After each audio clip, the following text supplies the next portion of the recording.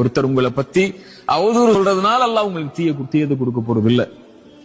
நீங்க செஞ்ச பாவத்தையோ அல்ல நீங்க செஞ்ச பாவத்தை பத்தி பேசுறதுனாலயோ அல்லது செய்யாத பாவத்தை பத்தி பேசுறதுனாலயோ அல்லாஹ் அவருடைய வார்த்தைகளை கொண்டெல்லாம் யாரையும் கணக்கிட போறது இல்ல.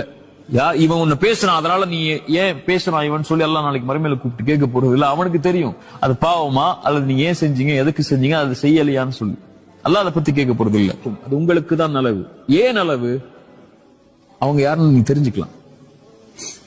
மனிதர்கள் யாருன்னு நீங்க தெரிஞ்சுக்கலாம்.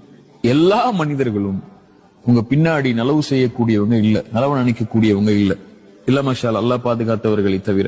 மனிதர்களுடைய இயல்பு அது உங்களுக்கு புரிய வைக்கும் அல்லாஹ் யாருன்னு. உங்க உடன் இருக்கக்கூடியவர்கள் கூட உங்களை பத்தி தப்பா பேசலாம், உங்க கூட பிறந்த தம்பி பேசலாம், மனைவி பேசலாம், உங்க குழந்தைகள் பேசலாம், உங்களுடைய தாய் தந்தை கூட பேசலாம்.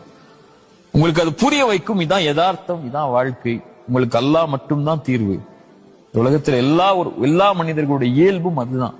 மனிதனா பிறந்தவனே குறைவுபட்டவன் தான் இதுல.